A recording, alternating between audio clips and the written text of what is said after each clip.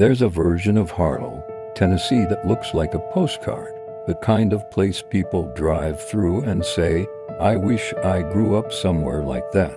They don't know what the people who grew up there know. They don't know what it costs to stay, or what happens to the ones who try to leave. Dani Cole disappeared on a Friday night. By Sunday morning, Harlow had already decided what happened to her. They were wrong, and they knew it. Harlow was the kind of town where everyone showed up to your funeral, even the people who wanted you dead. Dani Cole was 17, a junior at Harlow High. She worked Saturdays at her aunt's flower shop, sang in the church choir she hated, and kept a journal she thought no one had read. 3 people had read it, but we'll get to that. The official story, the one Sheriff Dale Pruitt gave to the 2 reporters who bothered to show up, was simple. Dani had been trouble. She'd run away before once, at 15. Her mama had a history. The implication was ugly and it was intentional. Some girls just go.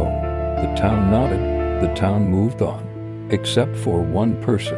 Mara Voss had been teaching 9th grade English at Harlow High for 19 years. She had watched 3 generations of this town grow up. She knew the difference between a girl who runs and a girl who gets taken. Dani Cole did not run, and Mara was about to find out exactly how much Harlow didn't want her to prove it. Mara started small. She went back through Dani's last week, who she talked to, where she went, what changed. What she found was a pattern of absences, not Dani's, everyone else's. The night Dani disappeared, the diner closed 2 hours early. The gas station on Route 9, the only one between Harlow and the highway, had no security footage. The owner said the system had been down for a week. Convenient. 3 of the town council members had all been at the same private dinner. Nobody could say where. Then Mara found the journal, not Dani's. She already knew about that. This was older, cloth-covered, hidden inside a wall vent in the back of Dani's locker. It didn't belong to Dani. It belonged to a girl named Ruth Ellery. Ruth Ellery had disappeared from Harlow in 1987, 38 years ago. The town had said the same thing about her. Some girls just go, same town, same story, different girl, same silence. Mara sat in her car outside the school for 40 minutes after she found it, because she understood then what she was dealing with. This wasn't a missing girl.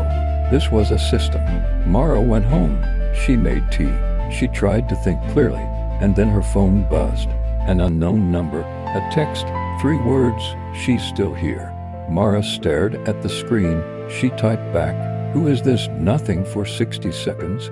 Then a photo, a dim room, concrete walls, a cot, and on the cot a girl alive, asleep or sedated. Mara couldn't see her face, but she could see, hanging from a nail on the wall behind her, a single dried flower from a small-town flower shop, the same one Dani Cole worked at every Saturday. Dani Cole hadn't run. Dani Cole wasn't dead. Dani Cole was somewhere in Harlow, and someone on the inside was finally trying to get her out. The question wasn't where she was. The question was, who sent that photo, and whether they'd still be alive by the time Mara figured it out. Next episode, Mara traces the number. It leads her somewhere that makes no sense and changes everything she thought she knew about who the victim really is. Harlow takes care of its own. We're about to find out what that means.